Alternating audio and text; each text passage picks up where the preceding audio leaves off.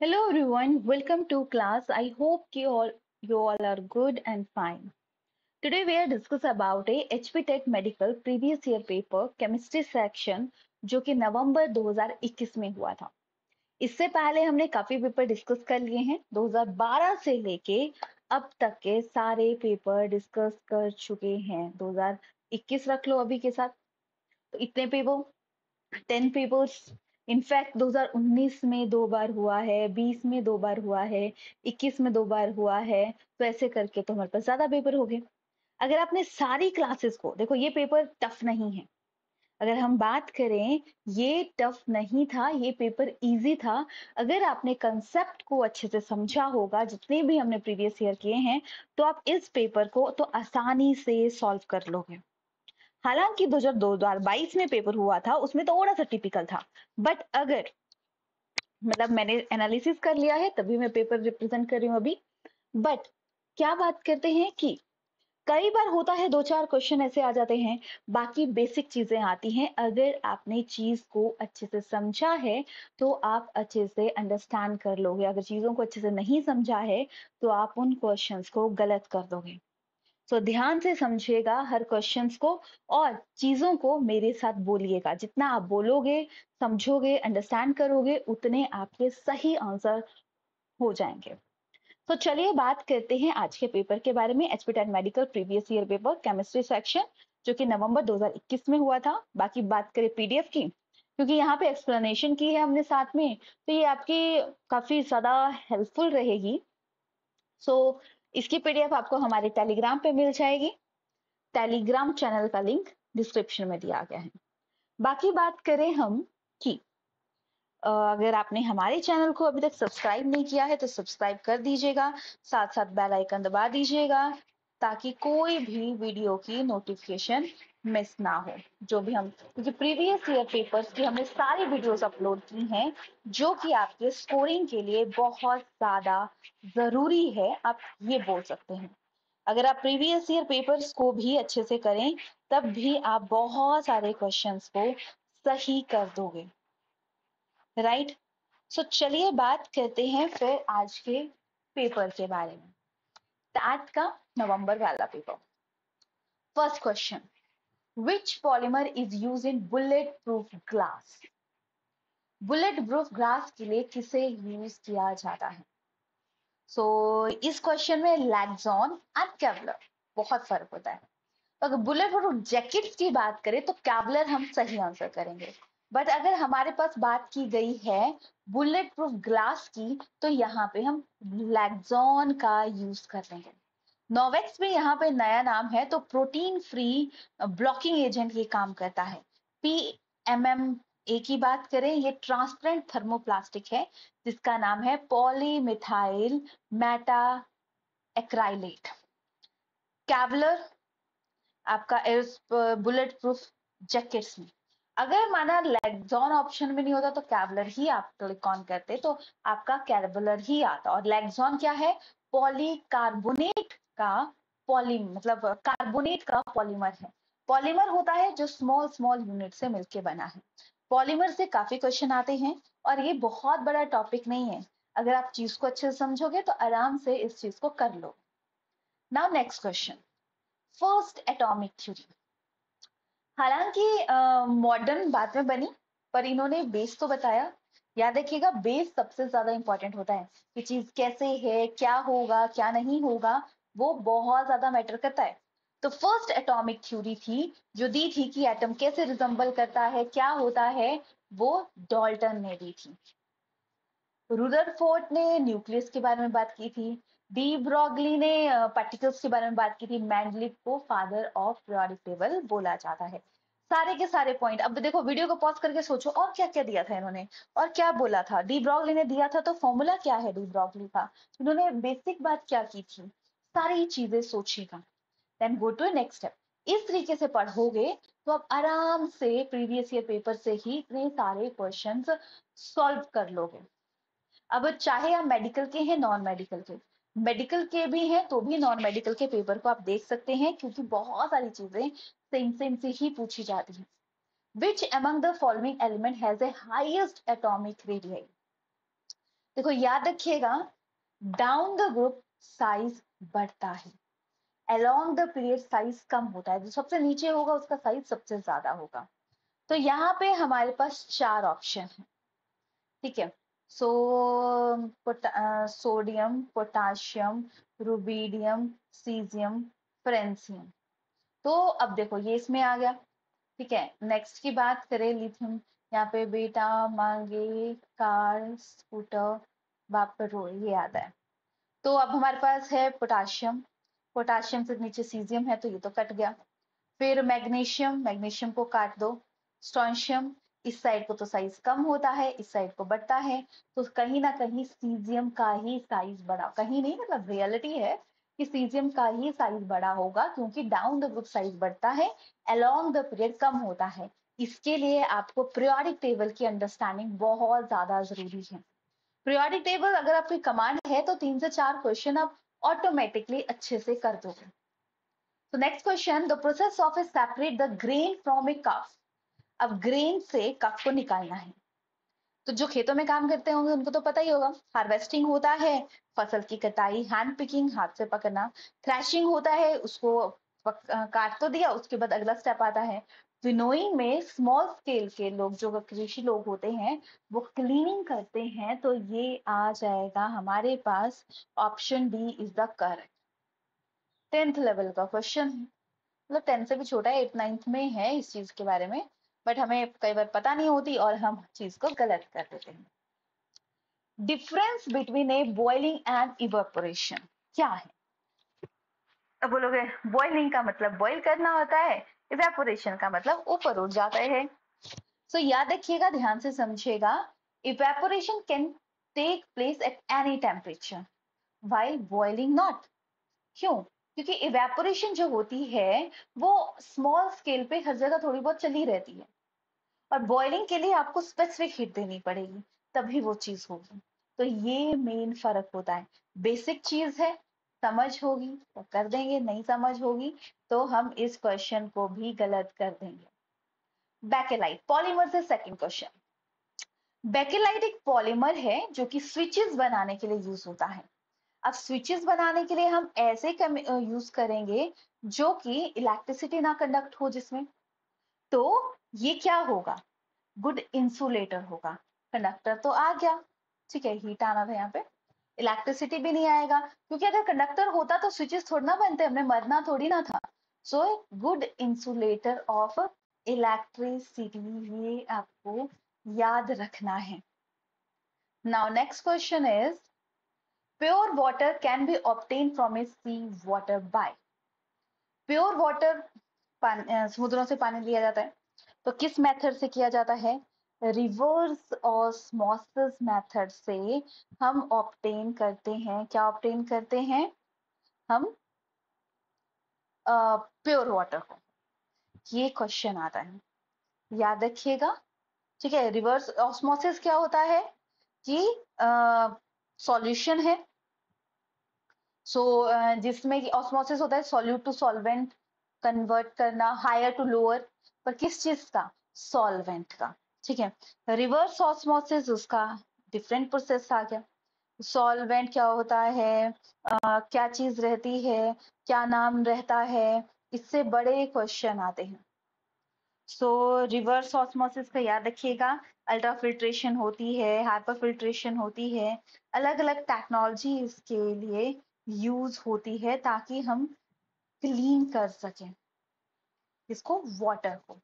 चलिए, सो हमारा option B is the correct. Next, बाकी ऑप्शन की बात करें, प्लाज्मोलिसिस में सेल श्रिंक करता है, सेडिमेंटेशन में सेट हो जाता है, और सेंट्रीफ्यूगेशन में बेसिक डेंसिटी बेस्ड चीजों को अलग किया जाता है, ठीक है। और रिवर्स ऑस्मोसिस को हम डिसैलिनेशन भी बोलते हैं।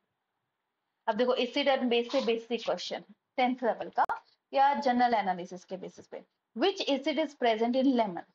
लेमन में पहले हम देख ही लेते हैं चार्ट, स्टिक एसिड विनेगर में, फॉर्मिक एसिड आंस्टिंग में, सिट्रिक एसिड लेमन में, लैक्टिक एसिड कर्ड में, ऑक्सैलिक एसिड स्पैनिच में, और ऑक्सैलिक एसिड आपका टोमेटो में भी होता है, एस्कॉर्बिक एसिड आंवला में, सिट्रिक फ्रूट में, टार्टरिक एसिड ग्रेप्स में, मैंगो में। और ऐसा जरूरी नहीं है कि एक फ्रूट है तो एक ही टाइप का केमिकल होगा, उसमें और भी अलग अलग टाइप के केमिकल प्रेजेंट होते हैं, राइट। सो नाउ अब बात करें तो हमसे पूछा गया था लेमन में कौन सा है, तो सही ऑप्शन हम कर देंगे click on option A is the right option. Now going to next question, pH of the blood. तो हमारा बॉडी है एक नॉर्मल पीएच पे काम करती है, तो जो कि वैल्यू रहती है 7.4। इस पे हमारी ह्यूमन की बॉडी नॉर्मल तरीके से बिहेव करती है। मोस्ट अबंडेंट रेयर गैस, देखो रेयर गैसेस जो होती हैं वो होती है नोबल गैसेस, क्योंकि कम पाई जाती है, क्योंकि स्टेबल होती हैं, उनकी रिएक्टिविटी का पता ही नहीं लगता कि कैसे वो बिहेव करेगी, कैसे वो रिएक्ट करेगी, तो उससे पता ही नहीं लगता है। तो इसीलिए इसे हम रेयर गैसेस का नाम देते हैं। जो मोस्ट अबंडेंट रेयर गैस जो पाई जाती है वो ऑर्गन में पाई जाती है, ऑर्गन है। और ऑर्गन की बात करें तो ऑर्गन जो आता है वो बल्ब्स में भी फील होता है, क्योंकि बल्ब्स में आयन का एक्सचेंज ज्यादा होता है, और आयन का एक्सचेंज ना हो इसीलिए क्या होता है, उसमें फिल होती है ऑर्गन, या न्यून फिल होती है, मेन ऑर्गन ही यहाँ पे फिल होती है।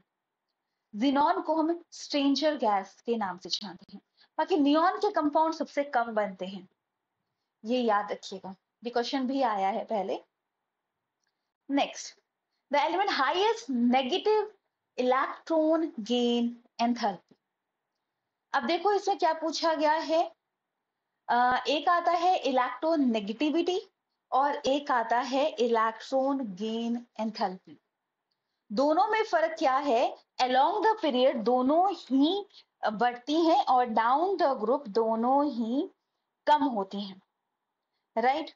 सो पर इसमें बहुत बार कंफ्यूजन आता है कि क्या इसमें राइट आंसर है।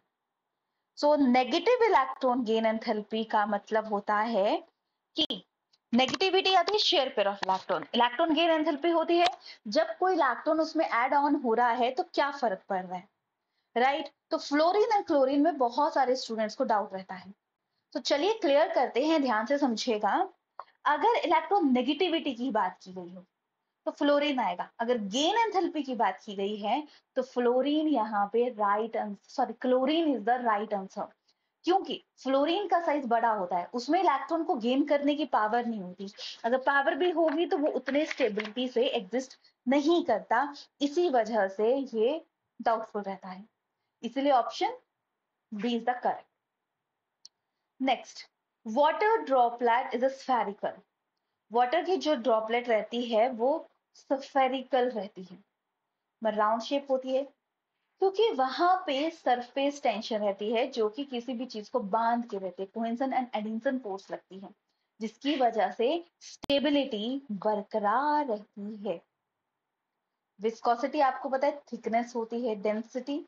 अच्छा, विस्कोसिटी के यूनिट क्या है ये बताने हैं, ये आपने प्रीवियस ईयर पेपर्स को देखा होगा तो आपने वहां पे क्वेश्चन आया है विस्कोसिटी के यूनिट से। देखो चीजों को अगर भूलते हो ना तो बोलो अपने पास साथ में, जो टॉपिक रोज पढ़ते हो ना उसको बोलो डेली बेसिस पे कि अच्छा इसका ये होता है, ये होता है, ऐसे करके आप चीजों को सही कर दोगे, नहीं तो चीजें गलत ही रहेंगी। Now next question, which among the following known as a super halogen. ये भी देखो 3-4 क्वेश्चन अभी तक पीरियोडिक टेबल के ही आ चुके हैं, राइट। सो अगर हम बात सुपर हैलोजन, तो सुपर हैलोजन हम फ्लोरीन को बोलते हैं। Liquid non-metal bromine, lustrous non-metal iodine, tincture of a iodine in alcohol is cup syrups chemical उन सब में यूज होता है, एंटीसेप्टिक एंटीबायोटिक एक्ट करता है ये क्वेश्चन भी आया है प्रीवियस ईयर पेपर्स में, आप देखोगे। Next question is permanent hardness of A water. देखो पानी की हार्डनेस रहती है, एक होती है परमानेंट, एक होती है टेम्परेरी। परमानेंट हार्डनेस की बात करें, ये परमानेंट हो जाती है, प्रॉपर सिस्टमेटिक तरीके से सेलेक्ट किया जाता है। और टेम्परेरी हार्डनेस होती है, स्मॉल टाइम के लिए होती है, थोड़ा सा मेथड यूज करेंगे वो क्लियर हो जाएगी। तो परमानेंट हार्डनेस जो होती है वो वॉशिंग सोडा से क्लीन की जाती है, क्लियर किया जाता है, जो कि है फॉर्मूला Na2CO3। अगर वाटर मॉलिक्यूल पूछा जाए तो 10 हाइड्रेटेड होता है। 5 4 3 ऐसे ऑप्शन में होंगे, तो याद रखिएगा कितना होता है 10 hydrated. Now next question is acid generally store in battery. देखो सेल होते थे, यूज करते थे, कुछ टाइम बाद खत्म हो जाते थे, क्योंकि ना जो बैटरी मतलब जो सेल होते थे उनमें एसिड डला होता है, और जो कि एसिड मतलब जैसे कि वो आयन रिलीज करेगा, जैसे ही आयन खत्म हो गए वो खत्म हो गया, तो क्या होता है सल्फ्यूरिक एसिड बैटरी में स्टोर होता है, ये आपको ध्यान में रखना है। ठीक है, इससे H पॉजिटिव आयन रिलीज होता रहता है, और H पॉजिटिव आयन खत्म हो गया तो सेल खत्म, राइट। अब चार्जिंग वाले भी आते हैं जिनको चार्ज कर लिया जाता है, पहले नहीं आते थे चार्जिंग वाले, जैसे सेल खत्म हो गया, अभी भी बहुत लोग नहीं यूज करते चार्जिंग वाले, नॉर्मल यूज करते हैं। Next question, deficiency of which vitamin. देखो विटामिन हमारी बॉडी कोई एनर्जी नहीं देते, बट अगर हमारी बॉडी में कमी हो जाए विटामिन की तो भी प्रॉब्लम है। तो नाइट ब्लाइंडनेस, आईज की प्रॉब्लम किस विटामिन की कमी से होती है? साइंटिफिक नेम की बात करें तो रेटिनोल आता है, विटामिन ए का। अब यहाँ पे मैंने चार्ट ऐड ऑन किया है, vitamin A retinol, vitamin B one thiamine, vitamin B से क्या होती है बेरी बेरी प्रॉब्लम, या स्किन से रिलेटेड प्रॉब्लम जो ज्यादातर विटामिन बी की कमी से होती है। B12 की बात करें, कोबाल में पूछा जाता है किस विटामिन में कोबाल्ट पाया जाता है, या किस विटामिन में एलिमेंट पाया जाता है, और कौन सा एलिमेंट पाया जाता है, ये भी क्वेश्चन आता है। सी एस्कॉर्बिक एसिड, स्कर्बी होती है। डी से कैल्सीफेरॉल, कैल्सीफेरॉल बोन से रिलेटेड, ठीक है। फिर ई से टोकोफेरोल, ठीक है, टोकोफेरोल आ गया हमारा स्टेरिलिटी से प्रॉब्लम, स्टेरिलिटी मतलब बॉर्न से रिलेटेड, बच्चों से related problem, right.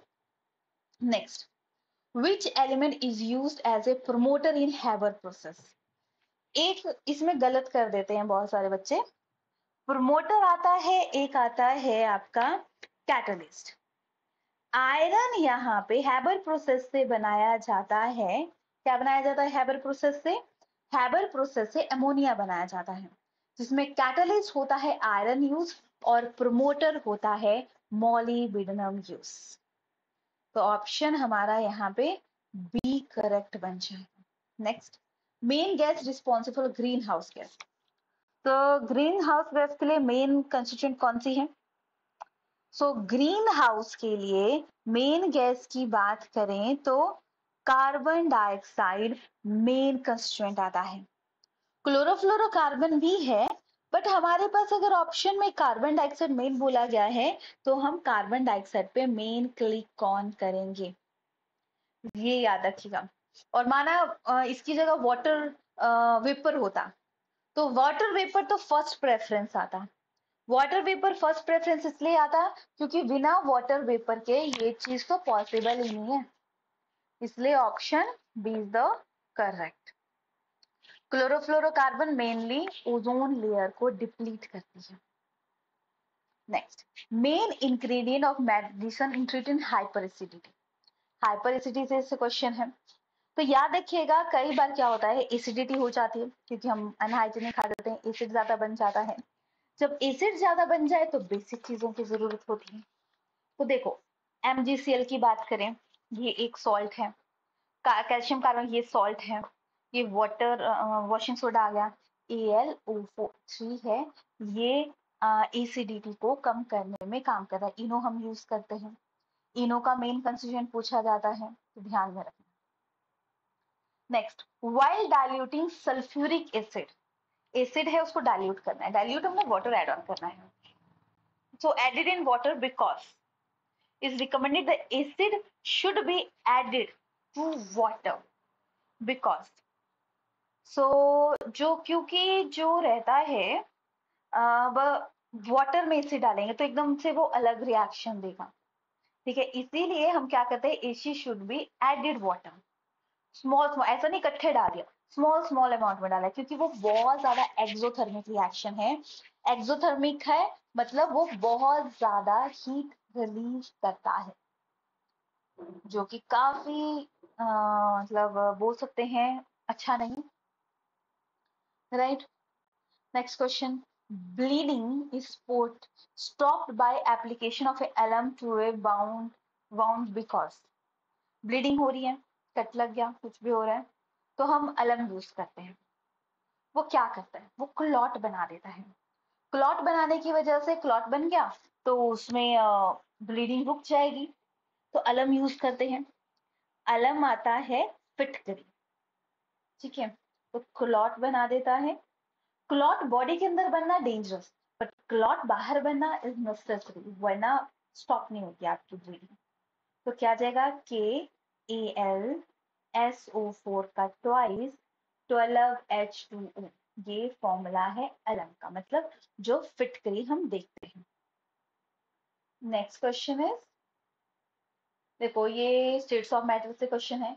If you pressure on the liquid increase, अगर हमने प्रेशर इंक्रीज कर दिया लिक्विड का तो बॉइलिंग विल बी, तो प्रेशर इंक्रीज कर दिया तो मॉलिक्यूल जो बहुत दूर दूर थे वो एक जगह इकट्ठे हो गए तो बॉइलिंग इंक्रीज कर जाएगी। मेन बॉइलिंग करने में ज्यादा टाइम इसलिए लगता है क्योंकि पहले तो हमें इकट्ठा करना पड़ेगा, इकट्ठा करने के बाद उसको हीट ऑन करोगे, फिर हीट ऑन करने के बाद आगे चीजें चलेंगी, तो इस वजह से टाइम लगता है।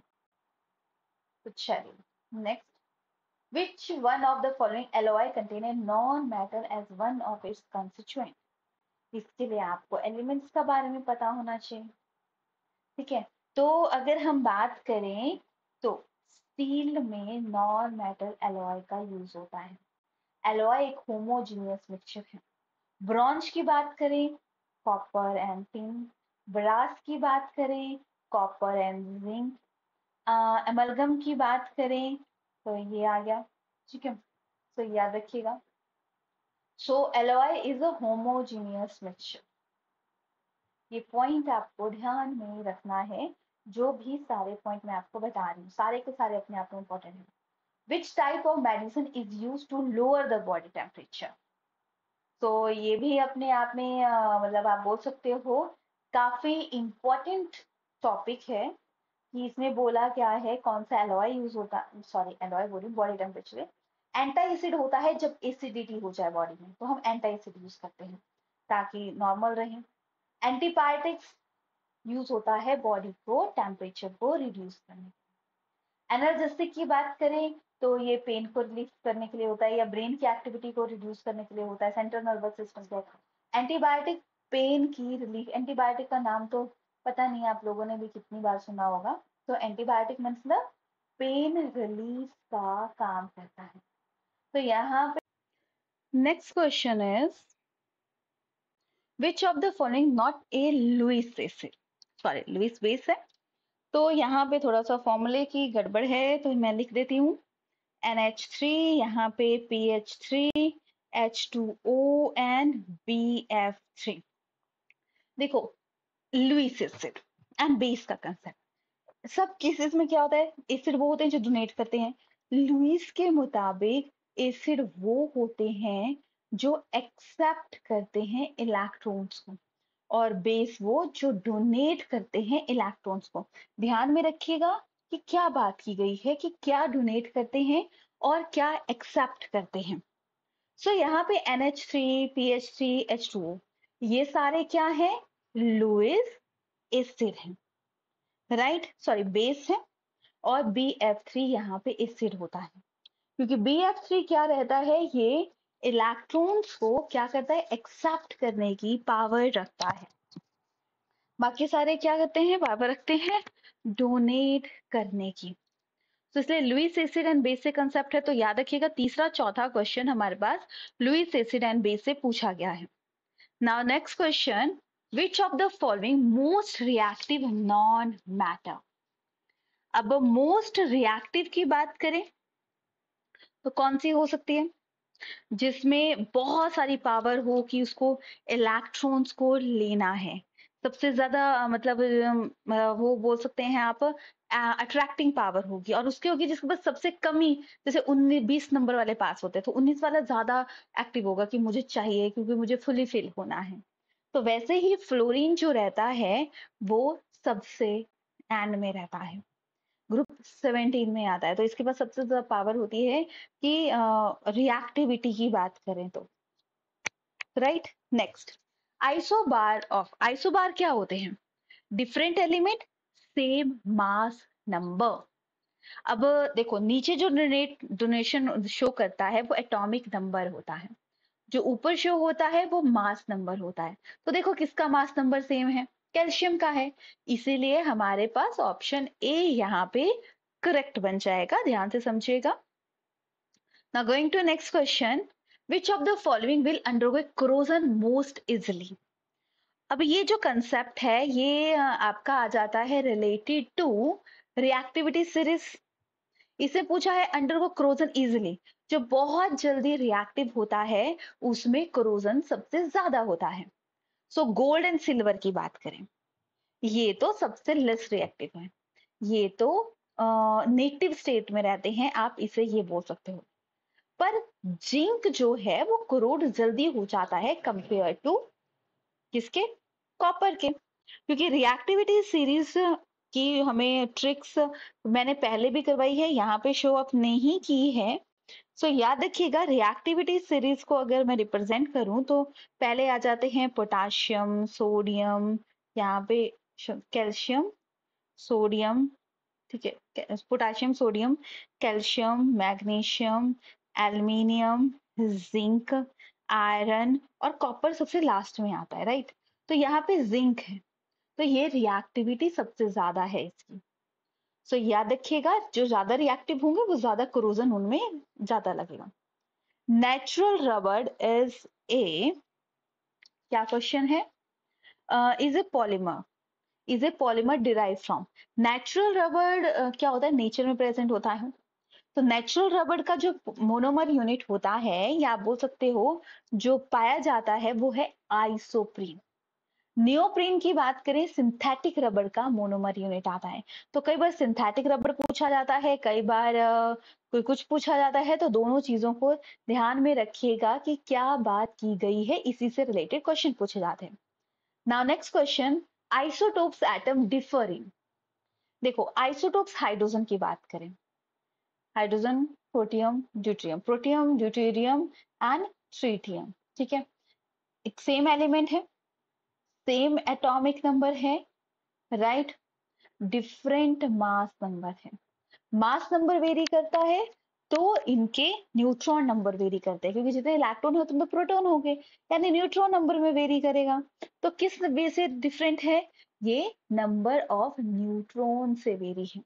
तो कई बार हो सकता है ऑप्शन में number of A mass number से आए।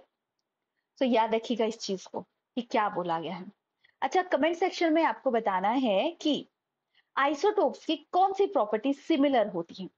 केमिकल प्रॉपर्टी या केमिकल प्रॉपर्टी या फिजिकल प्रॉपर्टी, इन दोनों में कौन सी इनमें सिमिलर होती है, कौन सी डिसिमिलर होती है, ये आपके लिए क्वेश्चन, राइट। तो इसके साथ आपकी आज की क्लास फिनिश होती है।